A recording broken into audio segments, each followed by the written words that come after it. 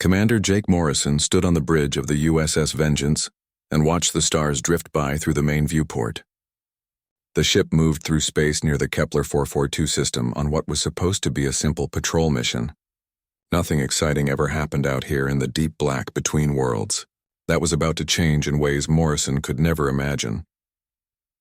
The year was 2387, and humanity had finally started building permanent homes on worlds beyond their own solar system. The colonies were small and new, but they represented something important. They showed that humans could survive anywhere if they put their minds to it. The USS Vengeance was one of dozens of ships that kept watch over these fragile new settlements. Morrison had been in space for 15 years. He knew how to read the moods of his crew and the rhythms of deep space travel. Today felt different somehow. There was a tension in the air that he could not explain. His crew seemed restless and on edge even though their instruments showed nothing unusual in the area. Dr. Lisa Parker sat at her station in the communications bay. She was the ship's expert on alien languages, though she had never actually encountered any aliens to talk to. Her job mostly involved analyzing strange radio signals from distant stars and trying to figure out if they meant anything important. Most of the time they were just natural phenomena like pulsar emissions or solar flares. This morning was different. Her equipment had picked up something that made no sense according to everything she knew about space communications. The signal was clearly artificial. It had mathematical patterns that could only come from intelligent beings. But it was not like any human transmission she had ever seen. Parker called Chief Science Officer Alex Turner to look at her findings. Turner was a careful man who did not get excited about anything, unless he was absolutely sure it was real. When he saw Parker's data, his face went pale and he immediately ordered a full-spectrum analysis of the signal. What they found over the next several hours changed everything. The transmission was not coming from one source but from hundreds of them, scattered across the galaxy. Each beacon sent out the same message in complex mathematical sequences that gradually became clear to the human scientists. The meaning was simple and terrifying. Come and feed. Morrison received the preliminary report while he was reviewing supply manifests in his ready room. The words on the datapad seemed impossible at first. Alien signals had been humanity's dream for centuries. Scientists had built massive radio telescopes and sent out countless messages hoping to make contact with other intelligent species. Now that contact had finally come and it was nothing like what anyone had expected. Parker and Turner worked around the clock to decode more of the alien transmissions. The mathematical language was elegant and sophisticated. Whoever had built these beacons understood physics and engineering far better than humans did. But the content of their messages was deeply disturbing. The beacons were not trying to establish communication or share knowledge. They were advertisements. Morrison immediately sent a priority transmission back to Earth Command using the ship's quantum communication array. The message would take several hours to reach Earth even at faster than light speeds. While he waited for a response, he gathered his senior staff to discuss what they had discovered. The meeting took place in the main conference room. Morrison sat at the head of the table with Parker and Turner on either side of him. His tactical officer, Lieutenant Commander Amy Roberts, reviewed the signal data while Chief Engineer Carl Williams ran diagnostics on their equipment to make sure they were not seeing sensor ghosts or equipment malfunctions. Parker explained what she and Turner had learned about the alien language. The beings who built the beacons used mathematics as their primary form of communication. They embedded complex equations into their signals that described physical processes and engineering concepts. Once you understood their mathematical grammar, their messages became readable. The problem was what those messages actually said. The beacons were not invitations to peaceful contact or scientific exchange. They were lures designed to attract spacefaring civilizations to specific coordinates in empty space. The mathematical descriptions made it clear that something waited at those locations, something that fed on other intelligent species. Turner had run probability calculations based on the beacon locations and signal strength. His analysis suggested that the alien network had been operating for thousands of years and possibly much longer. The beacons were positioned to cover almost every region of the galaxy, where intelligent life might develop the technology needed for interstellar travel. Roberts raised the obvious tactical question. If these beacons were traps, then why were they still broadcasting? What had happened to all the other species that must have detected them over the centuries? The answer came from an unexpected source when Earth Command finally responded to Morrison's initial report. Admiral Kate Sullivan's message contained preliminary findings from Earth's xenoarchaeology teams. For decades, human scientists had been studying the ruins of dead civilizations on worlds throughout local space. What they had always assumed were natural disasters or internal conflicts now looked like something else entirely. The pattern was always the same.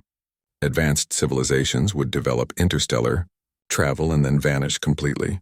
Within a few decades, Dr. Ben Carter led the xenoarchaeology research from his laboratory complex on Luna. His teams had cataloged the remains of 43 different species that had achieved spaceflight in the past million years. All of them had disappeared at roughly the same point in their technological development, the point when they would have been able to detect and respond to the alien beacon network. Morrison read Carter's report with growing horror. Humanity was not the first species to discover these signals. They were simply the latest in a long line of civilizations that had been lured into a trap that spanned the entire galaxy. The beacons were not random or accidental. They were part of a carefully designed system that had been harvesting intelligent life for longer than humans had existed as a species. The implications were staggering. Somewhere in the deep black between stars, something waited with the patience of geological time. It had perfected the art of finding and destroying every civilization that developed space travel. It had consumed the knowledge and achievements of dozens of species without leaving any trace of their existence. Now the hunters had detected humanity's expansion into space, and the beacons were calling to them with their eternal invitation to come and feed. Morrison realized that his routine patrol had stumbled across evidence of the greatest threat humanity had ever faced. The question was whether they could do anything about it before it was too late. Commander Morrison stared at the tactical display showing the nearest beacon location. Earth Command had ordered him to maintain position and wait for reinforcements, but every instinct told him that waiting was the wrong choice. The aliens had been operating for thousands of years, which meant they were patient and methodical. They would not expect humans to act quickly or take risks. Against direct orders, Morrison decided to investigate the beacon source with a small reconnaissance team. He selected his most experienced people for what would almost certainly be a dangerous mission. Lieutenant Amy Roberts would pilot their advanced scout ship. She had trained on every type of human spacecraft and could fly anything with engines. Sergeant Nick Johnson would lead the Marine security detail. His squad was small, but they were the best fighters on the ship. The scout vessel launched from the USS Vengeance 12 hours after receiving Earth Command's stand-down order. Morrison knew he would face serious consequences for disobeying orders, but that did not matter now. Humanity needed to know what they were facing, and waiting for official approval might cost precious time. The journey to the beacon coordinates took 18 hours at maximum burn. Roberts pushed the scout ship's engines harder than recommended, but Morrison had authorized emergency protocols. As they approached the target location, their sensors began picking up massive gravitational anomalies that should not exist in empty space. What they found defied every assumption about alien technology and biology. Enormous organic ships drifted in the darkness between stars. Each vessel was the size of a human city, but they were clearly alive. Their hulls pulsed with bioluminescent patterns, and strange growths extended from their surfaces, like the arms of deep-sea creatures. Johnson's Marines had never seen anything like it. Their training had prepared them for human enemies and maybe mechanical alien constructs. These living ships represented something completely outside human experience. The Marines checked their weapons and tried not to think about what might be inside those massive organic hulls. Roberts maneuvered their scout ship to get detailed scans of the alien fleet. Her piloting skills kept them hidden in the sensor shadows of nearby asteroids, while they gathered intelligence data. What the sensors revealed was even more disturbing than the ship's living appearance. The alien vessels contained vast internal spaces filled with processing equipment that seemed designed for harvesting biological materials. Energy signatures suggested massive computer systems that ran on organic neural networks instead of electronic circuits. Most frightening of all were the smaller craft that emerged from the large ships like parasites leaving a host body. These harvester drones moved with purpose toward predetermined coordinates in nearby star systems. Morrison realized they were watching the aliens prepare for another harvest. The mathematical precision of their movements suggested they had done this many times before. Earth's colonies were almost certainly among their target destinations. The reconnaissance mission took a dangerous turn when one of the harvester drones detected their scout ship. Despite Robert's best efforts to remain hidden, the alien craft immediately changed course and began pursuing them with speed and maneuverability that exceeded anything in the human fleet. Johnson ordered his Marines to battle stations while Roberts pushed their engines beyond safe limits in an attempt to escape. The scout ship was fast, but it was not designed for combat against something that moved like a living predator. The alien drone gained ground steadily and began emitting energy pulses that interfered with human electronics. Marine Corporal Steve Martinez volunteered to EVA outside the ship and manually recalibrate their sensor array to cut through the alien interference. It was incredibly dangerous work that required precise timing and absolute focus. Martinez had to complete the repairs while Roberts performed evasive maneuvers to avoid the pursuing drone. The plan worked, but at a terrible cost. Martinez successfully restored their communications and sensor systems, but the alien drone had closed to weapons range. Martinez was still outside the ship when the alien fired some kind of bioelectric weapon that overloaded their hull plating. The blast killed Martinez instantly, but his sacrifice allowed the scout ship to escape with crucial intelligence data. Roberts managed to break contact with the pursuing drone by hiding in the corona of a nearby red dwarf star. The intense radiation masked their heat signature, long enough for them to make the jump to faster-than-light travel. They had escaped but barely, and only because Martinez had given his life to save the mission. During the return journey to the USS Vengeance, Dr. Lisa Parker worked to decode the data they had collected from the alien ships. What she discovered about their technology and methods was deeply disturbing. The aliens called themselves something that translated roughly as devourers in human language. The devourers had spent millennia perfecting the art of harvesting entire civilizations. They did not simply destroy other species. They consumed everything, including technology, biology, culture, and even the electromagnetic patterns that stored memories and consciousness. Nothing was wasted and nothing was allowed to escape. Parker's analysis revealed that the devourers had already consumed over 3,000 different civilizations. Each conquest made them stronger and more sophisticated. They had incorporated the best technologies and biological adaptations from every species they had encountered. They were no longer just one alien race, but a hybrid organism that represented the combined knowledge of countless worlds. The intelligence data also showed that the devourers considered younger civilizations to be delicacies. Species like humanity that had only recently achieved interstellar travel were especially prized because their rapid development and chaotic nature provided unique biological and technological characteristics that older, more stable civilizations lacked. Morrison transmitted their findings back to Earth Command using every available communication channel. The data package included detailed scans of the Devourer ship's tactical analysis of their capabilities and Martinez's final report on their harvesting methods. The message made it clear that humanity was facing an enemy unlike anything they had ever imagined. Admiral Kate Sullivan received Morrison's report while meeting with Earth's top military and scientific leaders. The implications were immediately obvious to everyone in the room. The Devourers were already mobilizing their harvest fleets toward human space. Long-range sensors had detected massive organic ships moving at speeds that would bring them to Earth's outer colonies within months. Sullivan faced an impossible choice. She could order the evacuation of all human colonies and retreat to Earth's solar system, hoping to hide from the Devourers until some better solution presented itself. Or she could prepare for a war against an enemy that had never lost in 1,000,000 years of galactic predation.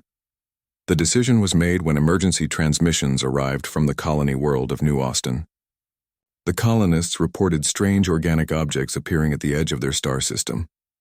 The objects matched the configuration of Devourer harvest ships that Morrison's team had observed. Humanity's first contact with galactic civilization was about to become humanity's first war for survival. The colony world of New Austin had been humanity's pride for almost 20 years. 2.5 million people had built farm cities and manufacturing centers on a world that was almost like Earth. Governor Dan Miller had overseen the colony's growth from a small research outpost to a thriving civilization that represented humanity's future among the stars. Now that future was about to be tested by something that had destroyed thousands of other worlds across the galaxy. Miller received Admiral Sullivan's warning about the approaching Devourer ships just hours before. Long-range sensors detected massive organic objects entering the New Austin system. The colonists had less than 3 days to evacuate before the aliens arrived. Fleet Commander Lucy Green commanded the system's defenses from the orbital station above New Austin. Her forces were never designed to fight a war like this. She had 6 military patrol ships, 3 converted cargo haulers with missile pods welded to their hulls, and a collection of mining vessels that could be armed with industrial cutting lasers. Against the Devourers, it was barely better than nothing. The evacuation began immediately, with every available transport working around the clock to move people off the planet.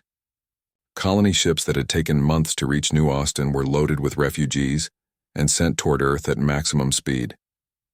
Miller coordinated the effort from the Planetary Operations Center while Green prepared her makeshift fleet for a battle they could not possibly win. The Devourers arrived exactly when Earth Command's calculations predicted they would.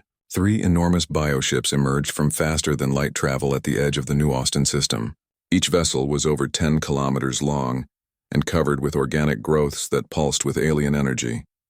Smaller harvester craft began detaching from the main ships like seeds falling from dying plants. Green ordered her fleet to engage the enemy before they could reach the planet. Her tactical plan was simple and desperate. The human ships would attack the Devourer vessels with everything they had, while the civilian transports completed the evacuation. She knew most of her people would die, but that was the price of buying time for 2 million colonists to escape. The battle began when Green's flagship opened fire with nuclear missiles at maximum range. The weapon struck the lead Devourer ship and exploded in brilliant flashes that should have crippled any conventional vessel. Instead, the alien bioship absorbed the energy and began adapting its hull configuration to defend against similar attacks. Within minutes, human nuclear weapons became completely ineffective. Captain Tony Brooks commanded one of the converted cargo ships that carried the colony's heaviest missile batteries. When he saw the Devourers adapting to human weapons, he made a decision that probably saved thousands of lives. Brooks ordered his crew to abandon ship and then set course directly for the nearest alien vessel at ramming speed. The cargo ship struck the Devourer bioship at nearly 30% of light speed. The impact tore a massive hole in the alien hull and released clouds of organic debris into space. For the first time in the battle, the humans had inflicted real damage on their enemy. The Devourers had not expected such a desperate and illogical tactic. Green immediately ordered her remaining ships to copy Brooks's sacrifice. The human fleet began ramming attacks against the Devourer vessels, while the evacuation transports raced away from New Austin at emergency speed. It was a horrible trade, but each human ship that crashed into an alien bioship bought precious minutes for the refugees to escape. On the planet's surface, Marine Colonel Sam Davis commanded the ground defenses around the main spaceport. His mission was to hold the landing zones long enough for the last civilian transports to lift off. Davis had 2,000 Marines armed with weapons that were designed to fight other humans, not alien monsters from deep space. The Devourer harvester craft began landing near major population centers within hours of arriving in the system. The alien machines were unlike anything in human military databases. They moved like living creatures, but they were obviously artificial constructs designed for a specific purpose. That purpose became clear when they began deploying smaller organisms that hunted humans with terrifying efficiency. Davis discovered that the aliens were not trying to kill the colonists quickly and cleanly. The Devourer harvest creatures wanted to capture humans alive for processing aboard their bioships. Their weapons delivered paralytic toxins that left victims conscious but helpless while organic tendrils dragged them toward collection points. The Marine Colonel realized that the aliens had never fought an enemy that refused to be harvested peacefully. Every other civilization they had encountered must have surrendered or been overwhelmed before they could mount effective resistance. Human Marines who kept fighting, even when their weapons seemed useless, were something completely outside the Devourer's experience. Davis ordered his troops to adopt guerrilla tactics that turned the spaceport into a maze of ambush points and killing zones. Marines used demolition charges to collapse buildings on top of harvester creatures, while snipers targeted the organic control nodes that coordinated alien ground operations. It was not sophisticated warfare, but it was effective against enemies who expected easy prey. Meanwhile, Dr. Ben Carter worked frantically in his laboratory aboard the research station that orbited New Austin. Carter had managed to capture several samples of devourer biotechnology during the initial fighting. His analysis revealed something that might be the key to humanity's survival. The aliens' greatest strength was also their most dangerous weakness. The devourers operated through a complex biological network that connected every individual creature to a collective consciousness. This allowed them perfect coordination and instant adaptation to new threats, but it also meant that anything affecting one part of the network would spread to every other part. If humans could develop the right kind of weapon, they might be able to turn the devourers' unity against them, Carter transmitted his findings to Earth Command just before his research station was destroyed by a devourer bioship that had broken through Green's defensive perimeter. His sacrifice provided Earth's scientists with the information they needed to begin developing humanity's response to the alien threat. The battle for New Austin lasted 6 days and ended with the colony's evacuation and the complete destruction of Green's fleet.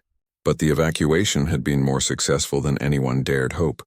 Nearly 90% of the colonists escaped aboard refugee ships that were already approaching Earth's outer defenses.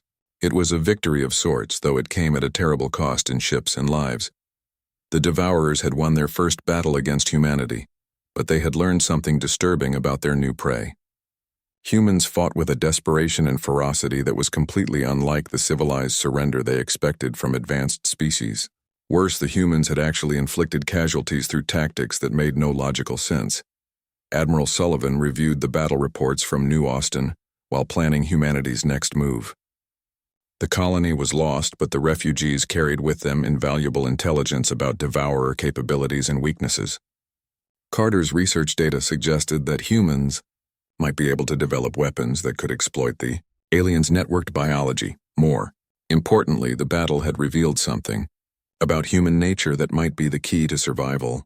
Every other civilization the Devourers had encountered had probably tried to fight them using conventional military logic and scientific principles. Humans were different. They fought with chaos, creativity, and a willingness to die for causes that seemed irrational to alien minds. That difference might be enough to win a war that had never been won before.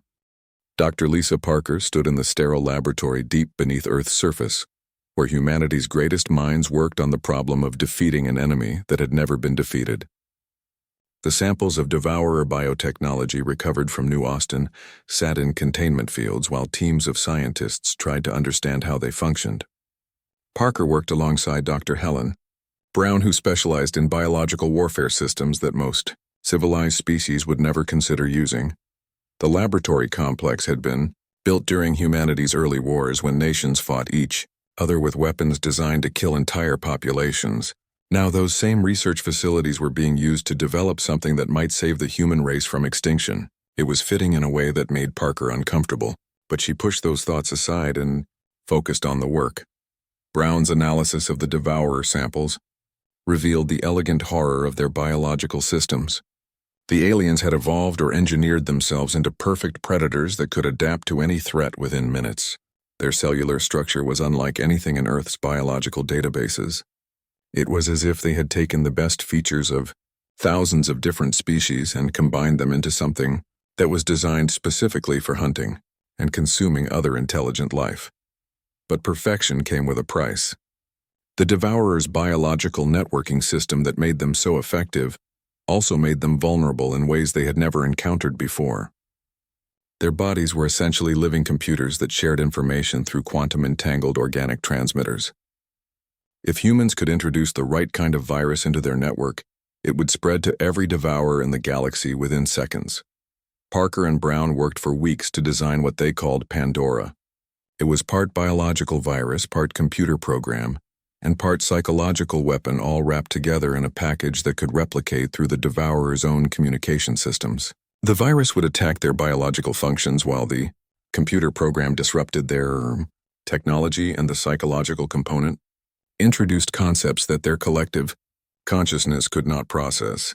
The psychological warfare aspect was Parker's contribution, based on her work decoding alien languages and understanding how different species thought about reality. Humans were unique in the galaxy because they were simultaneously logical and completely irrational.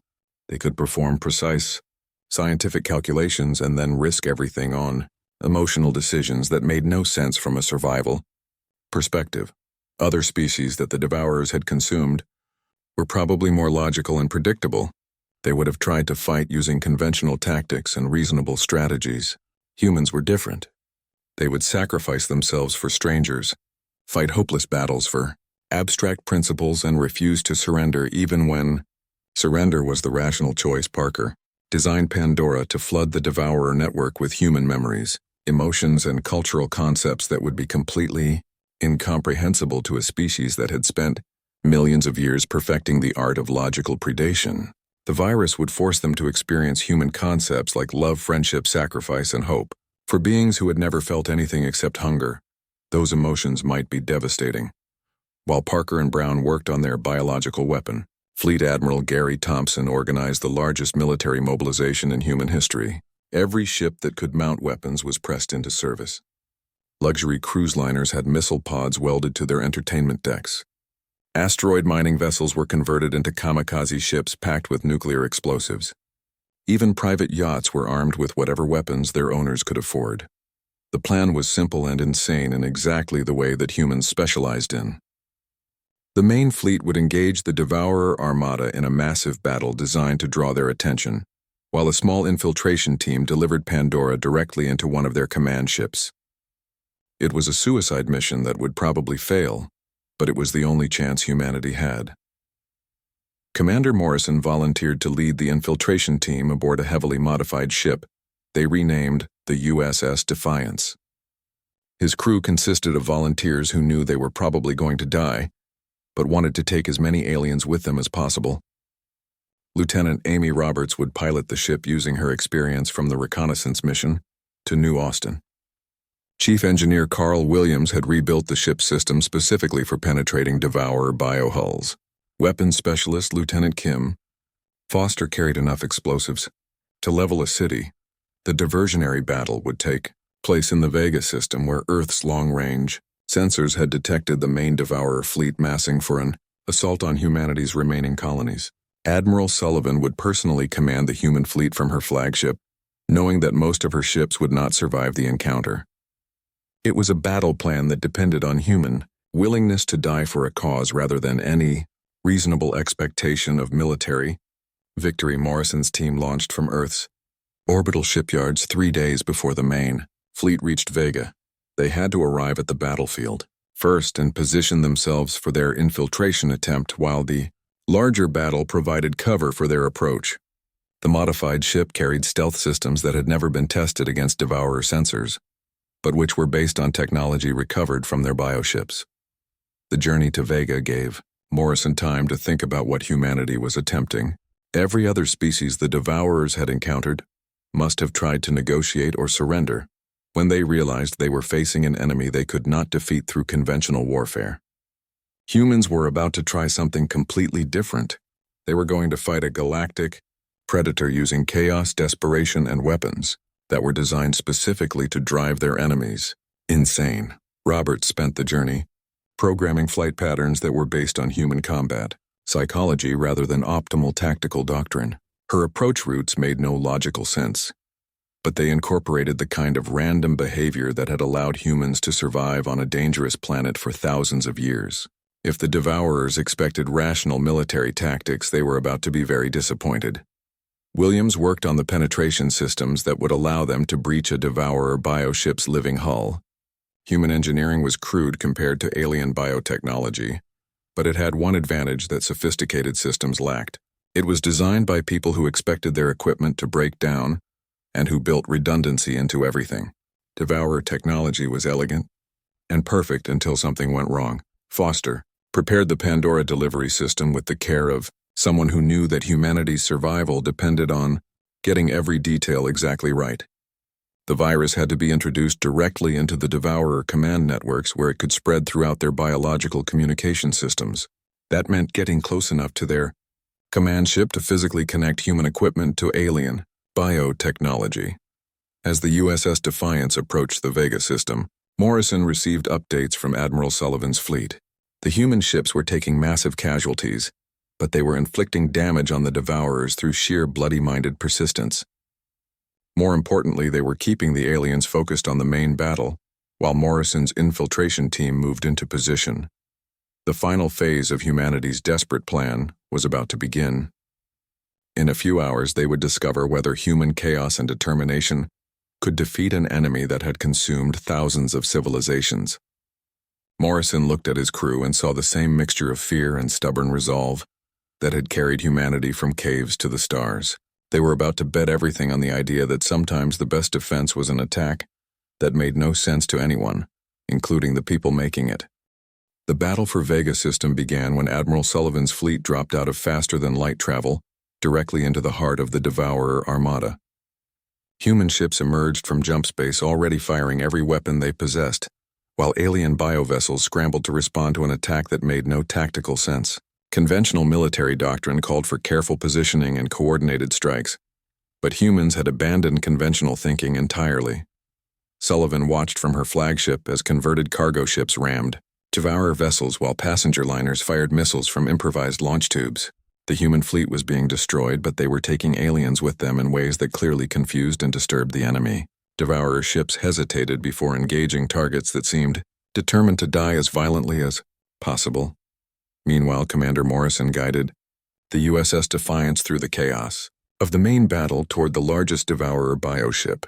Amy Roberts piloted their modified vessel using flight patterns that incorporated random changes in direction and speed. Her approach made no logical sense, but it kept them alive while bigger ships died around them in brilliant explosions that lit up the darkness between worlds. Carl Williams monitored the ship's penetration systems as they approached the alien command vessel. The Devourer bioship was larger than anything humans had built, and its living hull pulsed with organic energy that interfered with human electronics. Williams had designed their equipment to function even when half destroyed, but he was not sure it would be enough against alien defenses they did not fully understand. Kim Foster prepared the Pandora delivery system, while explosions from the main battle shook their ship. The biological weapon that Dr. Parker and Dr. Brown had created was humanity's best hope for defeating an enemy that had consumed thousands of civilizations. It was also completely untested against real Devourer biotechnology. Foster checked her equipment one final time and tried not to think about all the ways their plan could fail. Roberts brought the USS Defiance alongside the massive alien command ship and began the delicate process of matching velocity with its living hull. The Devourer vessel was so large that it generated its own gravitational field, which made the approach even more dangerous. Human ships were not designed to operate this close to something that was essentially a living moon covered with organic weapon systems. Williams activated the hull breach charges that would open a path into the alien ship's interior. The explosions tore through the Devourer biohull, but instead of metal and atmosphere, they revealed passages lined with organic material that looked more like arteries than corridors. Emergency repair systems immediately began sealing the breach, but Williams had anticipated this and deployed secondary charges that kept the opening clear. Morrison led the infiltration team through the breach into an environment that was completely unlike any human spacecraft. The walls pulsed with bioluminescent patterns, and the air was filled with organic particles that made breathing difficult without protective gear. Strange growths extended from the ceiling and floor, creating obstacles that moved and shifted as the team passed through them. Foster followed Morrison through passages that seemed designed for beings much larger than humans. Her equipment detected massive energy sources deeper within the ship, along with biological signatures that suggested the presence of thousands of individual Devourers. The aliens were clearly aware of the human intrusion, but they seemed confused by the nature of the attack. The team reached what appeared to be a central nervous system chamber where organic computer networks connected to communication arrays that spanned the galaxy. Foster began setting up the Pandora delivery system, while Morrison and Williams provided security in an environment that was actively trying to kill them. The alien ship's immune system had recognized them as foreign organisms and was deploying defensive measures. Foster connected human technology to alien bionetworks using interface cables that Williams had designed specifically for this mission. The connection process was dangerous because it required direct physical contact between human and devourer systems. If Pandora failed to work properly, it might backfire and give the aliens access to human communication networks instead. The virus upload began just as devourer security forces reached the central chamber. The aliens were unlike anything the human team had encountered before. They moved like liquid metal, but had the coordinated intelligence of a hive mind. Morrison and Williams opened fire with weapons that seemed pitifully inadequate against enemies that could reshape themselves to avoid damage, but Pandora was already spreading through the devourer biological networks faster than anyone had expected. The virus replicated through their quantum-entangled communication systems and reached every devourer ship in the galaxy within seconds. The aliens' greatest strength had become their fatal weakness as human concepts flooded their collective consciousness. The psychological impact was immediate and devastating. Devourers that had spent millions of years as perfect predators suddenly experienced emotions they had no framework to understand. The virus forced them to feel human love, friendship, sacrifice, and hope, while simultaneously experiencing the memories of every person they had consumed. The contradiction between their predatory nature and human empathy created a cascade failure in their shared consciousness. Morrison watched in amazement as the devourer security forces stopped attacking and began writhing in what appeared to be psychological agony. The aliens were experiencing human emotions for the first time, and the shock was overwhelming their ability to function.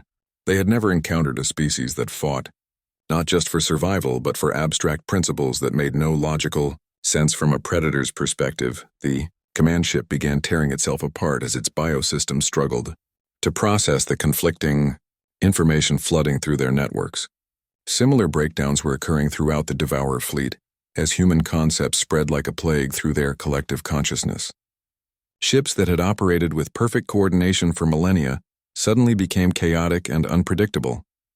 Foster completed the virus upload and signaled for immediate evacuation.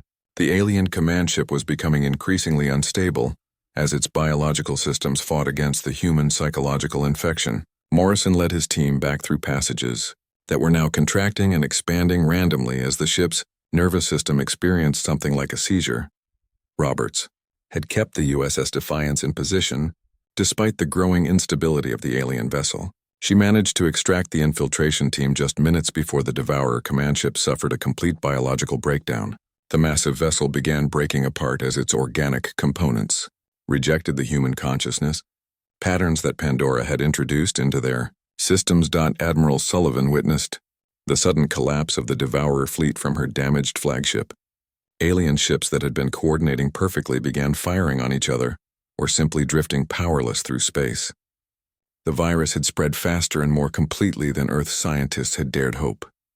Within hours, the entire Devourer armada was either destroyed or fleeing toward the galactic rim. The immediate threat to humanity was over, but the war's end created new challenges.